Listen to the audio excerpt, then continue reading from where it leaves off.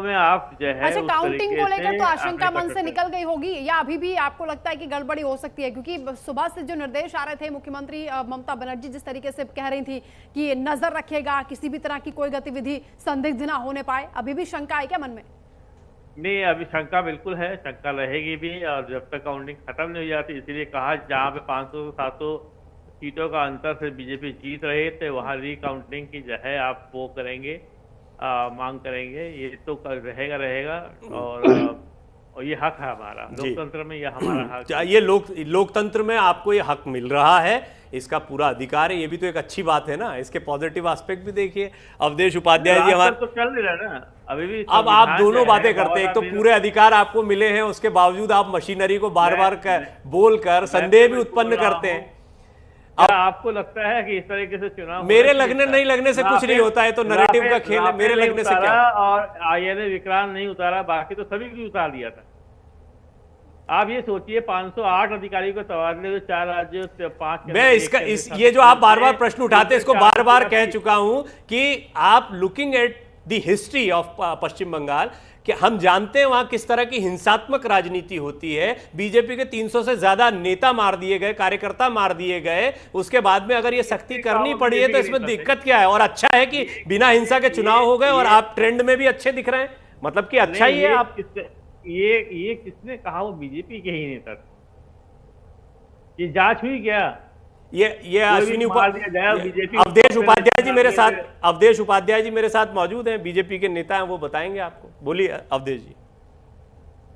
देखिए पत्रकार महोदय, मैं आपको बता दूं, आज जिस तरह से 5 राज्यों के चुनाव के परिणाम सामने आ रहे हैं, उससे एक बात स्पष्ट हो जाती है कि पश्चिम बंगाल में पहली बार प्रचंड बहुमत के साथ भारतीय जनता पार्टी की सरकार बनने जा रही है।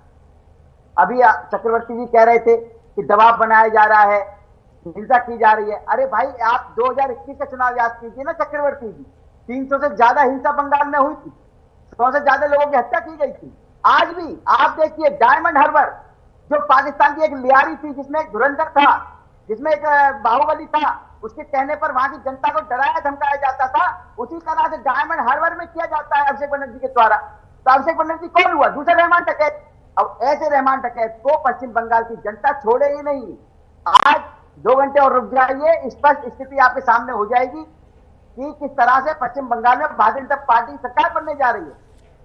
अरे जिस तरह से जंगल राज ममता बनर्जी ने चलाया 15 साल, आप बता दीजिए 15 साल में कोई एक बड़ा विकास किया हो, एक बड़ा विश्वविद्यालय बनाकर खड़ा किया हो ममता बनर्जी ने पश्चिम बंगाल में, एक किसी युवा को रोजगार दिया हो? अरे हर किसी के साथ भेदभाव किया पश्चिम बंगाल में ममता की सरकार ने। आप देखिए, सबसे पहले एक विशेष वर्ग को तवज्जो दी जाती थी पश्चिम बंगाल में। पश्चिम बंगाल सरकार, टीएमसी की सरकार जो भी योजना थी, खाली जाते थे, सब देखा है। अच्छा, ये आपने कहा ना विशेष वर्ग, उपाध्याय जी विशेष वर्ग मतलब मुसलमानों की बात कर रहे हैं ना आपके? मुसलमानों को इन्होंने ज्यादा सुविधाएं दी और मुसलमानों ने इन्हें वोट किया जम के। बिल्कुल, जो इनकी वोट बैंक है। अच्छा, एक बार जो डायमंड अच्छा, आपका वोट बैंक नहीं था क्या? मुस्लिम आपका वोट बैंक नहीं था इस बार? मतलब वोट बैंक हमारा भी है, लेकिन जो राष्ट्रवादी मुस्लिम है वो भाजपा को वोट करता है, लेकिन जो देश के खिलाफ जाते हैं वो कहीं ना कहीं विपक्ष से मिलकर काम करता है। अब एक बार बताइए, किस तरह उन्होंने वर्गीकरण कर दिया है, राष्ट्रभक्त और देश विरोधी, यही कह रहे हैं अवधेश जी। चलिए ठीक है, आगे भी आपसे चर्चा करेंगे इस पर। हमें एक अपडेट आ रहा है केरलम को लेकर, ये जानकारी है जिसमें एलडीएफ और यूडीएफ के बीच कांटे की टक्कर देखी जा रही है। और यहां पर क्योंकि यूडीएफ को लेकर ये कहा जा रहा है कि इस बार सरकार बना सकती है, जो एग्जिट पोल बता रहे थे, यहां पर तस्वीर 79 के साथ यूडीएफ आगे नजर आ रही है। एनडीए की बात करें तो सिर्फ 2 सीटों पर केरलम में आगे है, और क्योंकि लेफ्ट डेमोक्रेटिक जो फ्रंट है वो यहां पर है, वो वोटों के द्वारा उसका जो उभरेगा उसके हम नज़र रखेंगे। हर राउंड पे हम नज़र रखेंगे। पूरे प्रदेश भर में हमने विभिन्न प्रकार के ऑब्जर्वर्स हमने भेजे हैं, ताकि कहीं भी अगर किसी भी राउंड में, किसी भी क्षेत्र में कोई भी अगर कमजोरी दिखती है प्रशासन की तरफ से, तो तुरंत हमको वो इन्फॉर्मेशन, वो जानकारी हमें मिलेगी। सर, अब तक के रुझानों में पूरे असम से क्या अपडेट आपके पास है? देखिए, अभी पहला राउंड ही हुआ है, इसलिए जहां तक सुबह की बात करें कि स्ट्रांग रूम से जाते काउंटिंग सेंटर तक ले जाते वक्त हमने सारे जो हमारे पार्टी के लोग हैं उनसे हमने जानकारी ली कि क्या ट्रांसपोर्टेशन में कोई कमी तो नहीं रही। हमारे मॉनिटरिंग सेंटर्स हमने हर विधानसभा में, हर जिला में, हर प्रदेश में भी, हमारे प्रदेश के सेंट्रल में भी हमने मॉनिटरिंग सेंटर्स बनाए हैं। क्या मॉनिटरिंग सेंटर्स हमारे अप एंड रनिंग हैं, क्या वहाँ पे लोग हैं, वो भी हम जानकारी ले रहे हैं। तो हमारी पार्टी की तरफ से जो तैयारी है स्ट्रांग रूम से काउंटिंग सेंटर तक और मॉनिटरिंग सेंटर के संपर्क में, वहां तक हमारी पार्टी की तैयारी संतोषजनक है। अगले कुछ घंटों तक सर आपका क्या फॉलोअप रहने वाला है, क्या रूटीन? देखिए, हम तो अभी पूरे प्रदेश से भी हम जानकारी लेंगे, खुद का भी विधानसभा है वहां से भी हम जानकारी लेंगे। कहीं अगर कोई कंप्लेंट आई है किसी कैंडिडेट के द्वारा या किसी विधानसभा में, तो उस पर भी हमारे केंद्र में जो बैठे हुए हमारी टीम है, जो AICC की भी टीम है, वहां से भी वो तुरंत इलेक्शन कमीशन के साथ संपर्क में रहे। इस प्रकार के पूरे दिन तक हमारा ये तैयारी रहेगी। AICC ने कई जगह कंप्लेंट्स करी, इलेक्शन कमीशन ने कोऑपरेट नहीं कर रहा है, क्या यहाँ कोई ऐसी कंप्लेंट आप लोग को अभी तक? हाँ, हमने चुनाव के समय में भी हमने किया था। हमने जब चुनाव के हो जाने के बाद, मतदान होने के बाद, हमारे जो टीम्स हमने बनाए थे कि जो हर जिलों में जाकर जो स्टोरेज रूम है वहाँ पर किस प्रकार से EVM बॉक्सेस रखे गए हैं, किस प्रकार से अनयूज्ड EVM मशीन्स रखे गए हैं। और जब हमने गए तो कई जगह हमको देखा कि अनयूज्ड EVMs को बिना ताला लगाए हुए एक कमरे में उसको बंद करके रखा हुआ था। तो उस पर भी हमारे लोगों ने वहीं जाकर ऑन द स्पॉट प्रशासन को दोबारा उनको कहा गया कि रूम को सील करे। लेकिन ऐसी नौबत आनी नहीं चाहिए। हमारे जो CLP लीडर है उन्होंने भी देखा है कि कहाँ अनयूज्ड EVMs हो या स्ट्रांग रूम में जिस प्रकार की CCTV की मॉनिटरिंग हो, उन्होंने भी इंडिविजुअल ऐसे कुछ केसेस उन्होंने निकाले हैं। तो कैंपेन से लेके वोटिंग तक, वोटिंग से लेके स्टोरेज रूम में रखे गए EVMs तक, कहीं कहीं जगह प्रशासन के रूप में कहीं तो हमने ढील देखी है। But you are satisfied with what's happening today, the process of election commission? Well, today, right now, we are in terms of the counting, we are. Gaurav Gogoi को आप सुन रहे हैं। गौरव गोगोई कांग्रेस के नेता हैं और देखिए EVM का मुद्दा, इलेक्शन कमीशन का मुद्दा यहाँ पर भी उठाया जा रहा है। पश्चिम बंगाल में जिसको उठाया गया था, थोड़ा ये ज्यादती सी हो जाती है क्योंकि देखिए एक तरफ मुकाबला भी हो रहा है, लगे हुए भी हैं, काउंटिंग सेंटर पर भी हैं, बाकी जगह भी हैं, लेकिन एक सेफगार्ड विपक्ष की तरफ से हमेशा लेकर चला जाता है कि अगर कुछ गड़बड़ हुई ना तो हम तो अच्छा लड़े थे, ये बाकी सारा काम EVM ने कर दिया। तो तमिलनाडु की एक सीट, हाँ बिल्कुल, तमिलनाडु की बात कर लेते हैं। यहाँ पर DM के 49 सीटों पर अभी जो रुझान शुरुआत में सामने आ रहे हैं, DM की 49 सीटों पर आगे चल रही है। और अगर यहाँ बात कर लेते हैं AIADMK की, तो 45 सीटों पर आगे है। टीवी के 66 सीटों पर आगे, यानी सुपरस्टार विजय की जो पार्टी है, नई पार्टी पहली बार लड़े हैं, टीवी के 66 सीटों पर आगे चल रही है। ये किंग मेकर नहीं, किंग बन सकते हैं, सपोर्ट मिल सकता है इनको।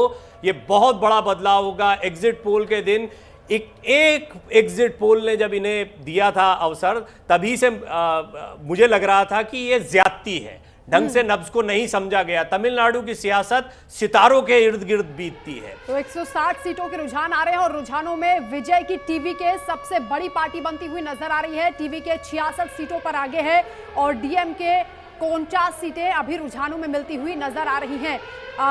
बिल्कुल बड़ी बात होगी थलापति विजय के लिए, खासतौर से टीवी के जो सबसे बड़ी पार्टी पहली बार इलेक्शन में उतरे हैं, उसके बावजूद जो एग्जिट पोल कह रहे थे, कुछ वैसा ही इशारा यहाँ पर नजर आ रहा है। शुरुआती रुझानों में 160 सीटों के रुझान हैं, जिसमें विजय की पार्टी टीवी के सबसे बड़ी पार्टी बनती हुई नजर आ रही है। इस मसले पर बात नहीं हो पा रही। सुनीता जी हमारे साथ मौजूद है, माफी चाहूंगा, वो लगातार ब्रेकिंग आ रही है तो आपसे बात नहीं हो पाई। सुनीता जी, कोई टिप्पणी यदि आप करना चाहें, टीवी के या सुपरस्टार विजय फिल्में छोड़कर आखिरी फिल्म है और उसके बाद में पार्टी लेकर उतरते हैं, जबरदस्त प्रचार करते हैं और अभी हम देख रहे हैं कि रुझानों में वो कुछ अच्छा करते दिखाई भी दे रहे हैं।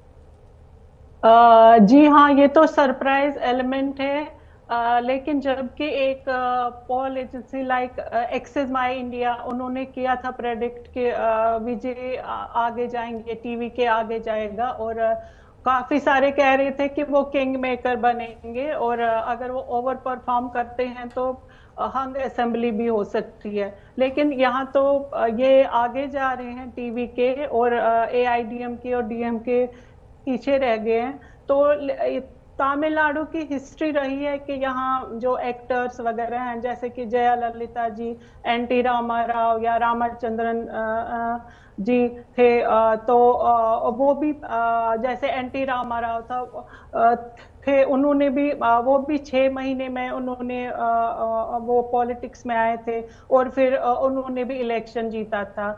वहाँ की तमिलनाडु की हिस्ट्री रही है, हीरो वर्शिपिंग होती है। और ये जो विजय हैं टीवी के, ये काफी महिलाओं में काफी ज्यादा पॉपुलर है, यंग वुमेन जो है वहाँ पे। तो क्यों, और इन्होंने कुछ वो काफी ज्यादा इंसेंटिव, इसमें कोई दो राय नहीं कि दक्षिण की पूरी सियासत जो है उसमें कर्नाटक भी देख लीजिए, आप आंध्र प्रदेश देख लीजिए, आपने NTR का जिक्र किया, MGR का जिक्र होता है या जयललिता जी का जिक्र होता है, तो फिर तमिलनाडु की सियासत में आ जाइए। कमल हासन जो है वो भी बड़े पोटेंशियल वाले नेता रहे, लेकिन वो बहुत खुलकर नहीं आ पाए, थोड़ा आते थे थोड़ा पीछे हो जाते थे। रजनीकांत जी ने कभी पत्ते ठीक से नहीं खोले, लेकिन विजय ने सब कुछ दांव पर लगाया। हालांकि पवन कल्याण एक बहुत बड़ा एग्जाम्पल है हाल में, जो ये दिखाता है कि आंध्र प्रदेश की सियासत में किस तरीके से उन्होंने अपनी ताकत को बनाया। निश्चित तौर पर विजय एक बहुत बड़े सरप्राइज के तौर पर सामने आएंगे। मैं आऊंगा अवधेश जी आपके पास, न्यूज रूम एक बार जाना है, मेरी सहयोगी मनीषा है, वो कुछ खबरें दर्शकों को बताएंगी। मनीषा। बिल्कुल प्रवीण जी, और लगातार हम न्यूज़ रूम में मौजूद है, लेकिन न्यूज़ रूम में भी मेरे साथ मेरे तमाम सहयोगी जो लगातार मेहनत कर रहे हैं और आंकड़ों पर नज़र बनाए हुए हैं। हाई वोल्टेज चुनावी प्रचार के बाद जब हम बात करते हैं नतीजों की, तो पश्चिम बंगाल से ही हाई वोल्टेज नतीजों की सबसे ज़्यादा उम्मीद अभी फिलहाल की जा रही है। लेकिन अभी रुझान क्या बता रहे हैं वो हम अपने दर्शकों को बता देते हैं कि फिलहाल जो रुझान है वो ये कह रहे हैं। मेरे साथ मेरे सहयोगी हैं आपके कपिल, आपके पास पश्चिम बंगाल की टैली खुली हुई है, फिलहाल बताइएगा क्या रुझान किस तरह से? देखिए, पश्चिम बंगाल में बीजेपी 122 सीटों पर आगे चल रही है, जबकि TMC 108 सीटों पर आगे चल रही है। कांग्रेस को 5 सीटें मिल चुकी हैं और अन्य कोई खाता नहीं खुला है अभी तक।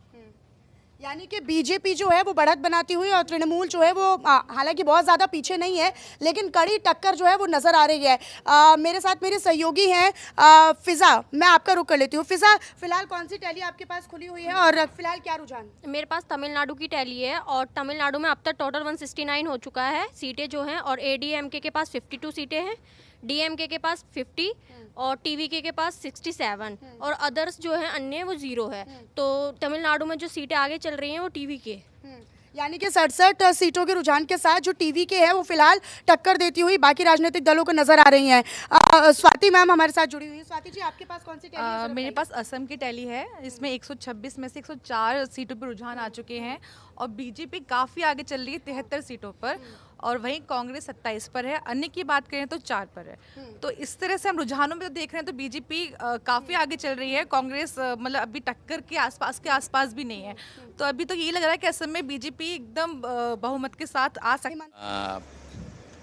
পোস্টাল ব্যালট কাউন্ট হয়েছে কিন্তু ডিক্লেয়ার তো এখন করবে না, এই 3 রাউন্ডের আগে। ধরুন নন্দীগ্রামে 18 রাউন্ড ভোট হবে, 15 রাউন্ডে পোস্টাল ব্যালট ডিক্লেয়ার হবে, আর এখানে ভবানীপুরে ধরুন 20 রাউন্ডে কাউন্টিং কমপ্লিট হবে, 17 রাউন্ডে ডিক্লেয়ার হবে। আমি যেটা ইনিশিয়াল অ্যানালাইসিস করেছি, অল্প ইভিএম বেরিয়েছে, এটাকে খুব বড় কিছু করে দেখানো ঠিক না। তাতে হিন্দু ইভিএম বিজেপি আর মুসলিম ইভিএম টিএমসি, তবে আগের মতো নয়, মানে হাই কনসলিডেশন যেটা ওনারা করেছিলেন 21 আর 24, হাই কনসলিডেশন হয়নি, ক্র্যাক হয়েছে। মালদাতে বা মুর্শিদাবাদের বহু সিটে বা উত্তর দিনাজপুরেও যেটুকু নিয়েছি, করণদিঘি বা অন্য জায়গায় কংগ্রেস ভালো কোনো ইভিএমে পেয়েছে মুসলিম বেল্টে। ইনিশিয়াল এই 1-2 রাউন্ড চলছে। আর আমার নন্দীগ্রামে ফার্স্ট রাউন্ড আমি পেয়ে গেছি, 3000 লিড আছে, 18 রাউন্ড অবধি যাবে। এটাতে আমার এক্সপেক্ট ছিল 1100 লিড পাবো, এটা আমি थ्राइस पेয়েছি, 3 गुण पेয়েছি। दादा, अभी जो रुझान आए हैं, हिंदी में दादा, अभी जो रुझान आए हैं क्या लग रहा है? सरकार भाजपा कर रहा है, सीटों ये मान के चलिए। आप लोग का जो चल रहा था जो इनिशियल ट्रेंड रहा है 135 plus BJP, 100 approx teams. Nandigram और भवानीपुर का क्या रिपोर्ट मिला है आपको अभी तक? देखिए भवानीपुर में तो इनिशियली तो टक्कर रहेगा। ये जो पहले राउंड हुआ है इसमें 14 जो बूथ है 6 मुस्लिम प्रॉन बूथ है, उसमें भी वो लोग जो 90-95% मुस्लिम वोट को पिछले बार मिलता था इस बार नहीं मिला, क्रैक है। और जो 8 हिंदू बूथ है उसमें मेरा लीड है। ये भवानीपुर का मैं 9-10 राउंड से आप देख लेना, मैं पूरा संभाल के आगे चला जाऊंगा। ये 77 वार्ड आ जाएगा, उसमें ममता बनर्जी का काफी लीड होगा। मालदा और 3, 4, 5 राउंड 6 राउंड तक उसको मैं मेकअप कर दूंगा। वो उसका 10 राउंड का बाद उनका बहुत खड़ा होना मुश्किल हो जाएगा। मिलके देखिए पूरा जो ट्रेंड है एंटी इनकम्बेंसी साथ साथ हिंदू पोलराइजेशन इनिशियली हम लोग देख लिया। Hindus are consolidated in favour of lotus, it's a very good signal for us. In Nandigram, I had in first round more than 3,000 vote, only 14 booth counted, and मेरा जो internal calculation था 1100 vote में lead होना था, उसमें मैं 3 गुना lead में चल रहा हूँ। मुर्शिदाबाद मालदा में भी देखना दादा बीजेपी को बढ़त मिल रही है, कई सीटों पे टीएमसी पीछे चल रही है उन इलाकों में भी जहाँ पे मुस्लिम बहुल क्षेत्र ज्यादा है। मुस्लिम वोट बाइफर्केशन हुआ है, बाइफर्केशन हुआ है, खास करके मालदा मुर्शिदाबाद उत्तर दिनाजपुर में बाइफर्केशन हुआ है। और जो साउथ बंगाल और कुछ बिहार जो मुस्लिम ज्यादा टीएमसी को दे रहा है इनिशियली, लेकिन जिस तरीके से 90-95% हुआ था उनका 21 में 24 में, उस तरीके से कंसोलिडेशन नहीं है, क्रैक है। ईवीएम पे आरोप लगाना शुरू हो गया है टीएमसी की तरफ से कई लोग आरोप। वो झूठा बात छोड़िए, I will speak after 11 AM, it's good. Counting agents को क्या मैसेज देना चाहेंगे अभी की? धैर्य रखना चाहिए, ये कुछ नहीं है, सब इनिशियल ट्रेंड है, बहुत आगे जाना है। पूरा इतना सब माने कूल एंड काम। Nandigram you leading by 3000 votes in the first round. Yes. 3,500 vote है। ये मेरा आंकड़ा है ना, वहाँ 5 मुसलमान बूथ था।